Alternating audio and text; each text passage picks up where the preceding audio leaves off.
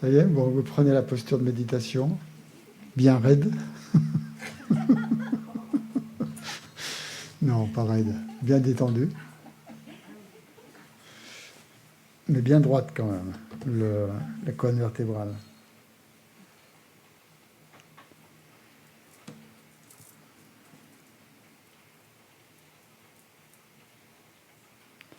Et vous vous concentrez quelques instants sur la respiration.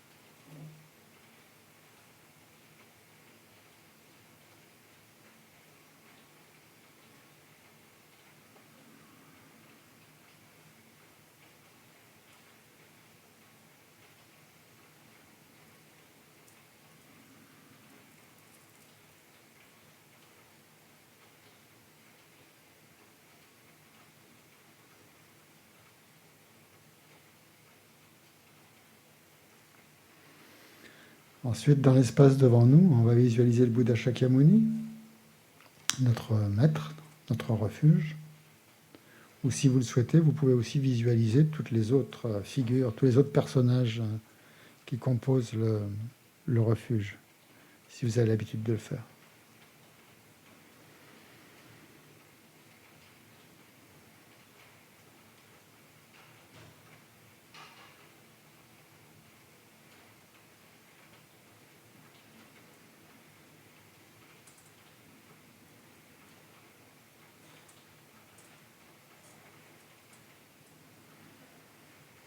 Donc on visualise aussi qu'on est entouré par tous les êtres, les six classes, sous forme humaine.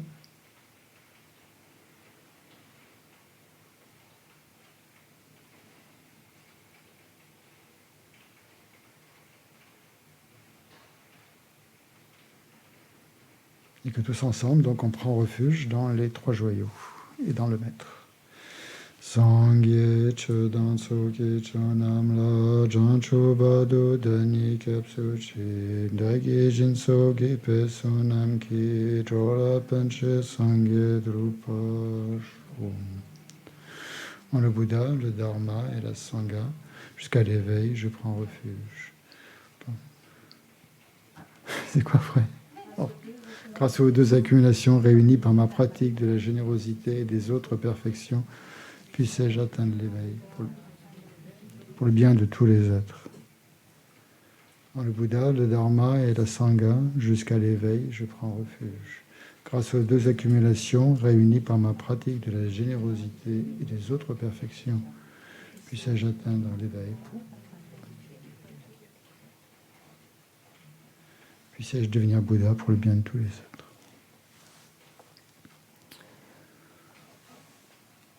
Donc on génère la bodhicitta, en pensant qu'on va dédier qu'on destine cette méditation à notre éveil. Que notre but est vraiment non seulement de nous libérer du samsara, mais de libérer tous les êtres. Et c'est pour ça donc que nous allons méditer.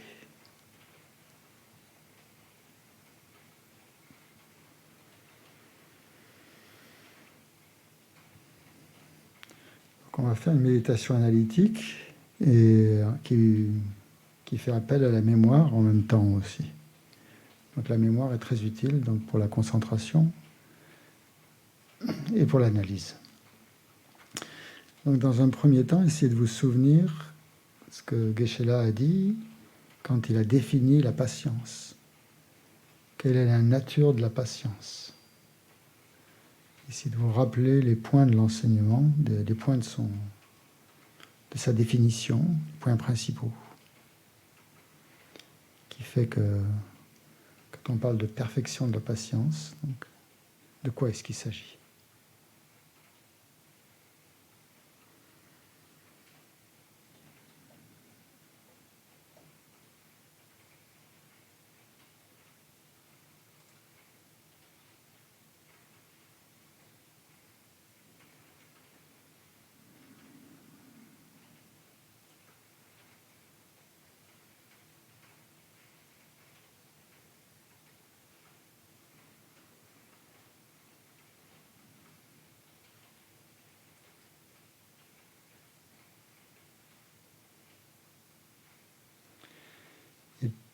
concentrez-vous principalement sur le fait que l'esprit n'est pas troublé, n'est pas affecté par ce qui nous arrive, soit par des propos qu'on nous tient, ou des insultes, ou des actes, mais que notre esprit reste imperturbable.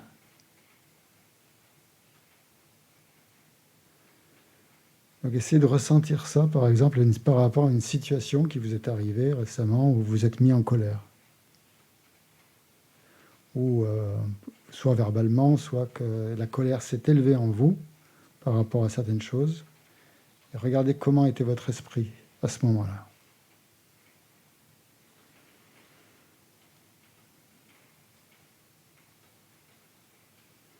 Donc essayez de revivre la situation vraiment comme si vous y étiez.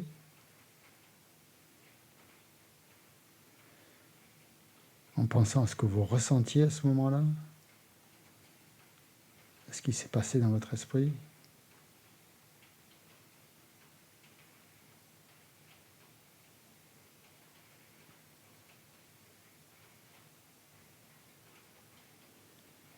Et qu'est-ce qui a fait spécialement que vous ayez ressenti de la colère, ou de l'aversion,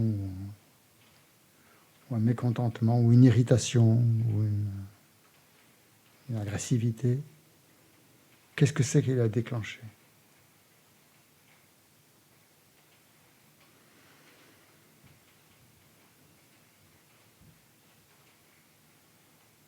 Est-ce que c'est les paroles de cette personne, ses actes? Ou est-ce que c'est la façon dont vous analysez ou comprenez les paroles de cette personne ou ses actes? Ou est-ce que ce sont vos jugements?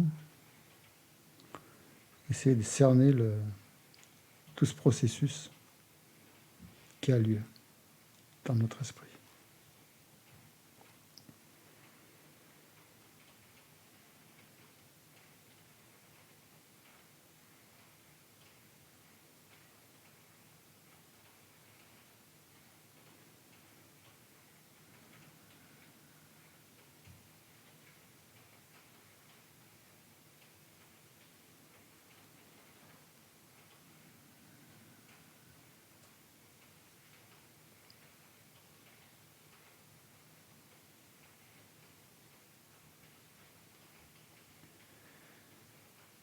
Essayez de ressentir aussi que pendant cet instant de colère ou de mécontentement ou d'irritation, votre esprit est extrêmement tendu, extrêmement perturbé,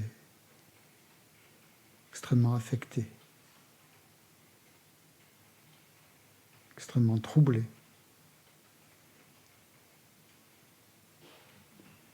Qu'il y a un grand malaise.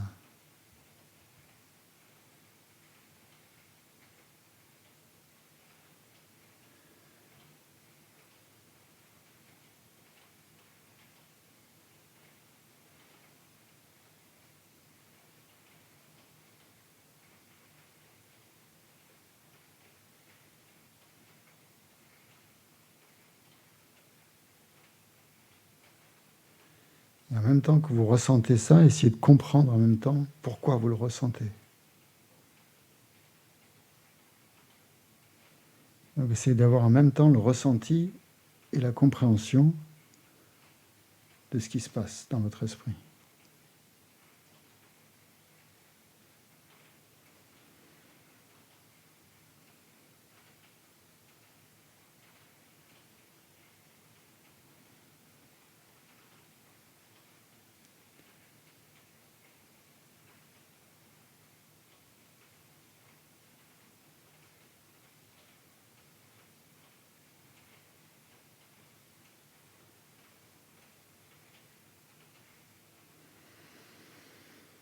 Et essayez de regarder aussi comment la colère transforme nos perceptions, notre perception de la personne, comment elle change la catégorie dans laquelle on l'avait placée. Si c'est un ami, elle peut devenir, en un instant, elle peut devenir une sorte d'ennemi.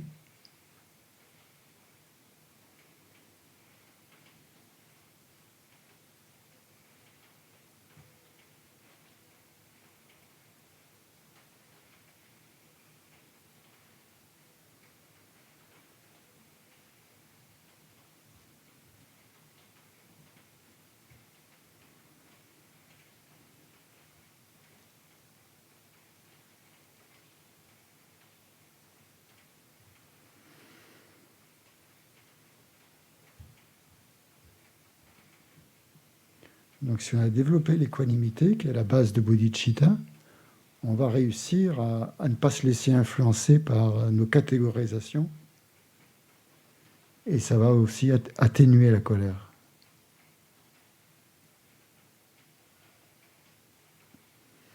Notre esprit sera plus équilibré, moins affecté.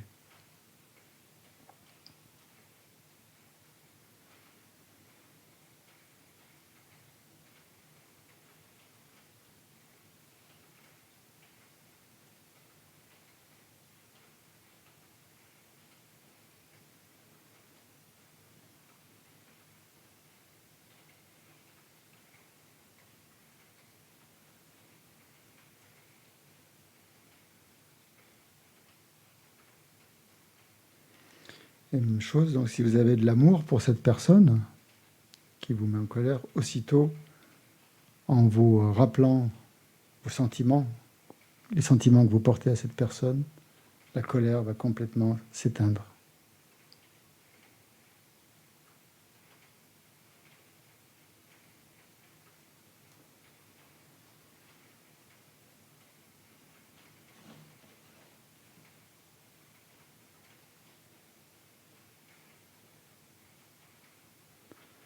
Si vous avez de la compassion aussi pour cette personne, en pensant qu'elle n'est pas responsable de ses actes ou de ses paroles, qu'elle est sous l'influence de ses perturbations mentales ou de tout autre facteur,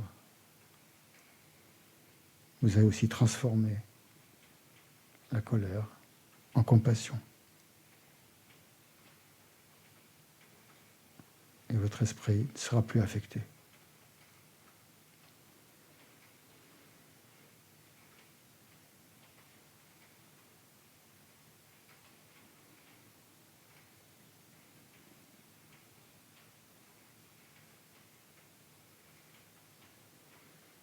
Et si vous avez généré la bodhicitta, encore plus, vous n'aurez qu'une envie, c'est de pouvoir guider cette personne, de l'aider et de pouvoir la conduire à l'éveil. Quelles que soient les paroles qu'elle prononce, quels que soient ses actes.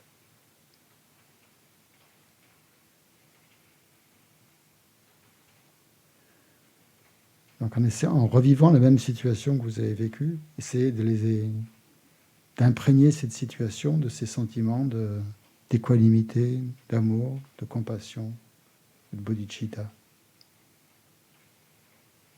pour la revivre d'une toute autre manière.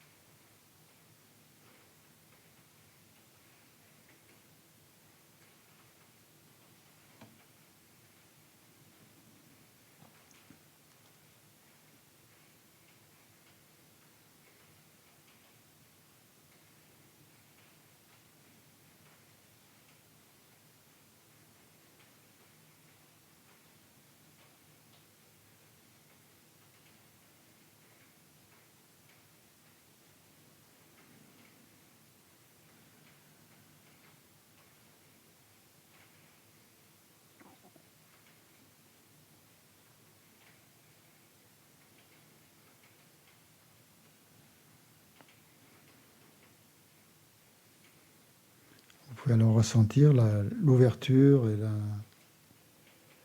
l'espace que donne la patience. Quand notre esprit n'est plus affecté par des mots, par des paroles, par des nuisances que l'on vous inflige.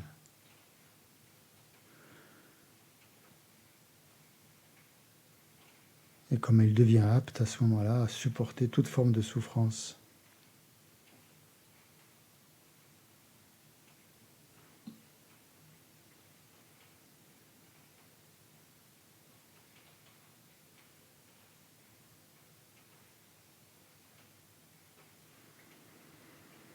Donc la bodhicitta, c'est ce qui permet donc de créer cet espace dans le cœur pour pouvoir accepter la souffrance des autres, accepter sa propre souffrance.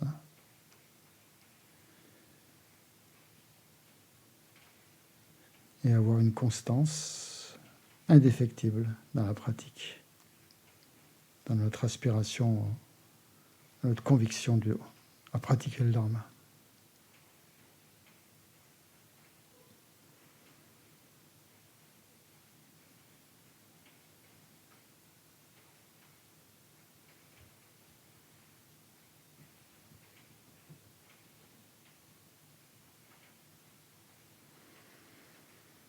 Pour terminer, on essaie de se rappeler, dans ce qu'on a entendu ce matin, quels sont les bienfaits de la patience et quels sont les désavantages de ne pas la cultiver.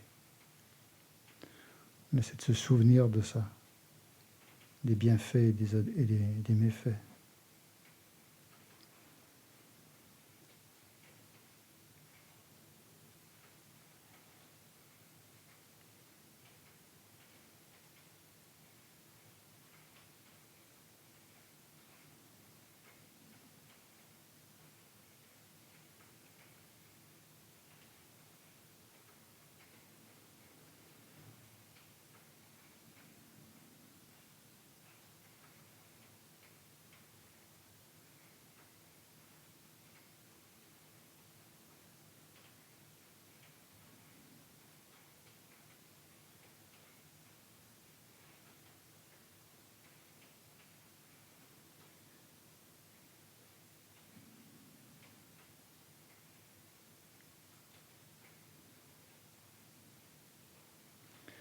Et donc, plus on aura conscience des méfaits de la patience, plus vite on arrivera à la stopper.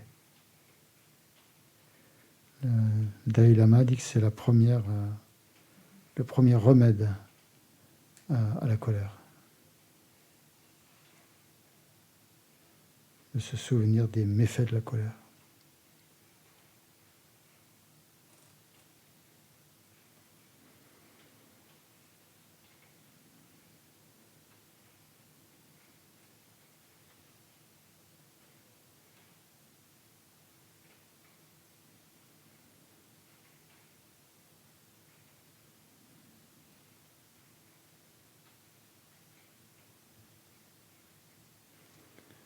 Donc on termine cette méditation en se faisant la promesse intérieure que à partir de maintenant, chaque fois qu'on va être dans une situation problématique, on va essayer de se souvenir des méfaits de la colère et des avantages de la patience.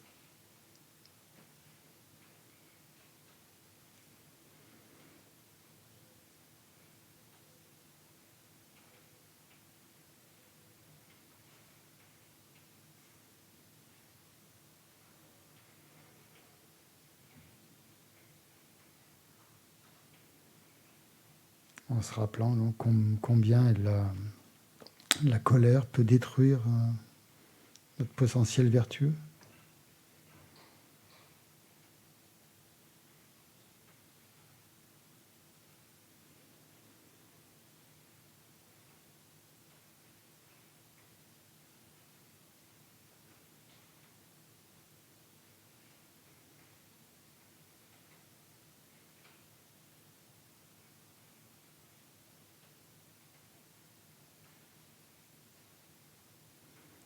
Et en se rappelant combien la patience est une forme d'armure.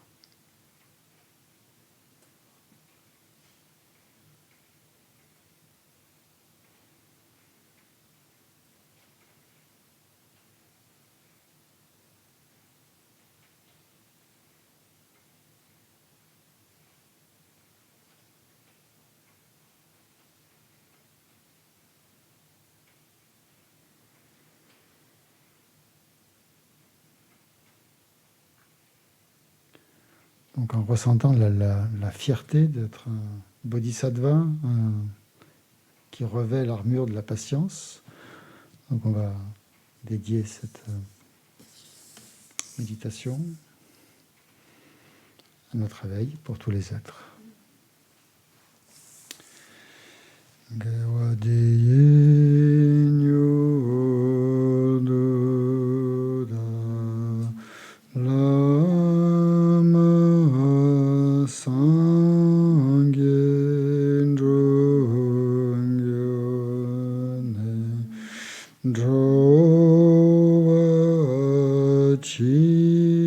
kya malupa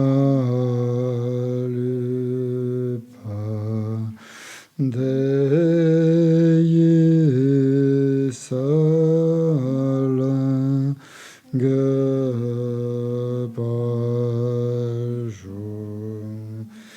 janshu samchu rinpoche magye panam ge gyuj ke panam pame payam gone gondu perwashu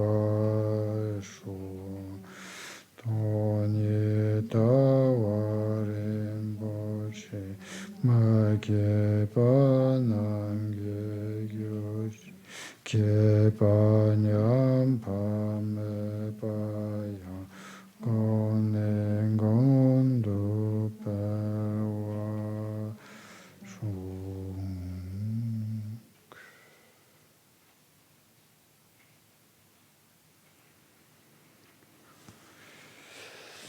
Voilà, donc bon appétit. On se retrouve à 15 heures pour les groupes de discussion. On va supprimer un groupe parce il manque un modérateur qui ne pourra pas être présent. Donc on va modifier un petit peu le tableau. Donc le modérateur, on se retrouve ici à 14h45 pour expliquer un peu comment ça va fonctionner. Oui, alors oui, il y aura aussi des groupes de discussion sur Zoom qui vont être mis en place. Donc les gens qui sont sur Zoom, les personnes, vous allez être divisés par groupe et vous pourrez communiquer entre vous et discuter sur les mêmes questions que nous. Voilà. Bon, à tout à l'heure. Je pense que je n'ai rien oublié. Allez, merci.